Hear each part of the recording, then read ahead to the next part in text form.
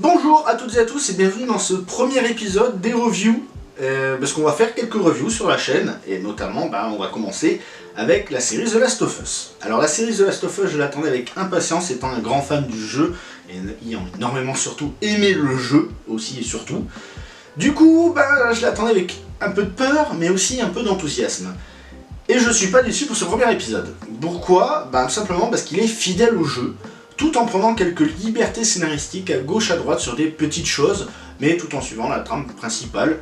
Du coup, je pense que ça va plaire aussi bien aux fans que aux néophytes qui vont découvrir du coup l'univers de The Last of Us. Donc, The Last of Us, de quoi ça parle pour ceux qui ne savent pas ? Il y a une infection, on va dire virus / champignon, puisque c'est des champignons en fait qui prennent contrôle de leur hôte et qui fait que ce sont une sorte de zombies.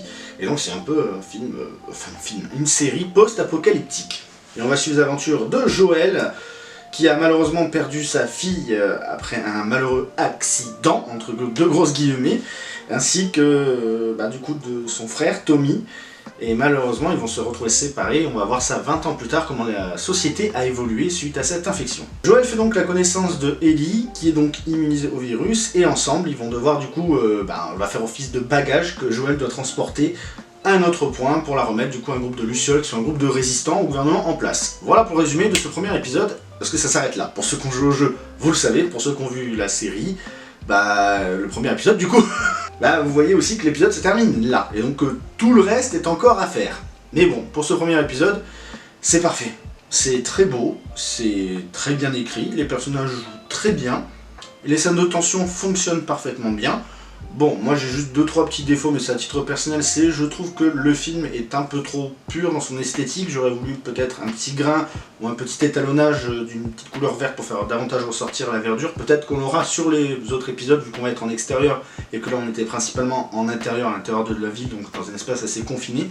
On va voir du coup, quand on passera sur des plans larges, si on aura un étalonnage un peu différent.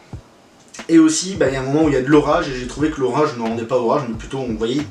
moi personnellement je trouvais qu'on voyait beaucoup, que c'était un spot lumineux qui éclairait en mode BAM plein dans la gueule. Donc voilà. C'est juste ces deux petits défauts que j'ai trouvés. La série a pris quelques libertés en nous montrant du coup l'affinité que Ellie a avec Marlène, du coup la chef des Lucioles du début, et comment ça s'est créé. Pourquoi pas, parce que dans le jeu, si je ne dis pas de bêtises et que je me rappelle bien du premier, Ellie on la découvre comme ça d'un coup par hasard quand on tombe face à Marlène.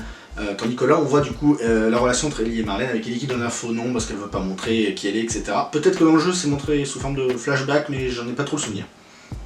Aussi, en ce qui concerne Sarah, la fille de Joel, on voit un petit peu son affinité avec les voisins, et ça se passe un petit peu différemment, mais les enjeux majeurs et les choses importantes qui s'y passent sont respectés à la lettre, même presque j'ai envie de dire, au plan près. Par exemple, dans le plan dans la voiture, où du coup ils sont dans la voiture, ils essaient d'échapper à la ville dans laquelle ils vivent, on a carrément le plan comme si on était dans la voiture et qu'on changeait de plan, et ça rentre super bien à l'écran.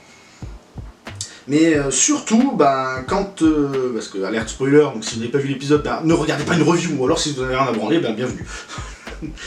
Mais du coup, en ce qui concerne la mort de Sarah, la fille de Joel, elle se fait tirer dessus puis tombe dans une sorte de caniveau, et c'est exactement fait pareil. Je veux dire, Tommy qui tue le militaire, Sarah qui tombe, qui se rend compte qu'elle est morte, l'émotion était présente.